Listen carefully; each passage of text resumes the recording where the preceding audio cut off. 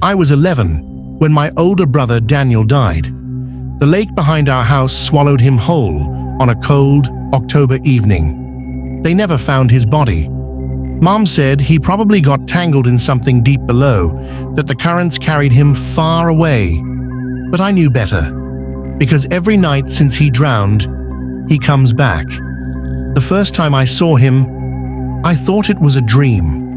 I woke up to the soft tapping on my bedroom window. 3 gentle knocks. I turned over in bed, rubbing my eyes, and that's when I saw him. Daniel. Standing outside in the darkness, his face pale and wet, his black hair clinging to his forehead, his eyes locked onto mine, unblinking. I screamed. Mom rushed in, flipping on the lights, but when I turned back to the window, he was gone.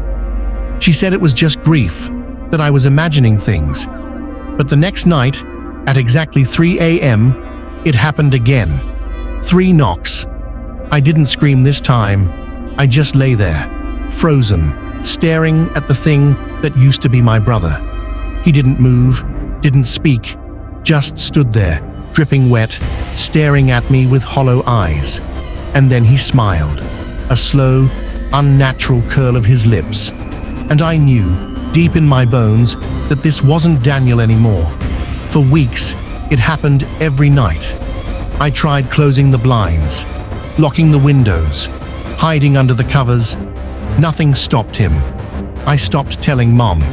She was already drowning in grief, barely holding herself together. Telling her that Daniel was still visiting me would only make things worse. Then one night, I made a mistake. I opened the window. Daniel, my voice shook. Is it really you? He didn't answer, just stood there, his body unnaturally still. The air outside smelled like damp earth, like something rotting at the bottom of a lake.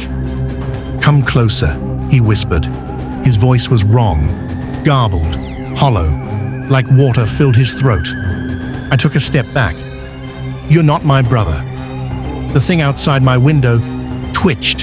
His head snapped sideways, too fast for a human. His grin widened, stretching his mouth too far. His lips split, revealing something black, writhing between his teeth. I was your brother, he hissed. But you left me. I slammed the window shut. That night, I didn't sleep.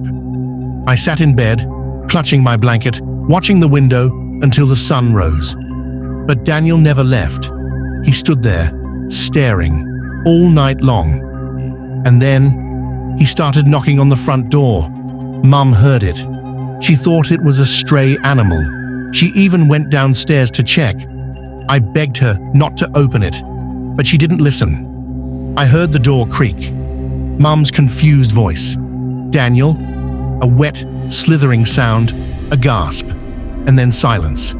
When I ran downstairs, the door was wide open. The air was thick with the smell of lake water. Mum was gone. And outside, standing in the middle of our yard, were footprints leading away. 2 sets.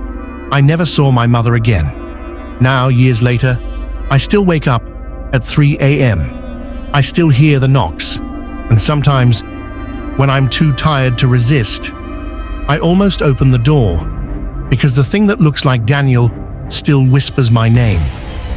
Come outside, little brother. I'm waiting.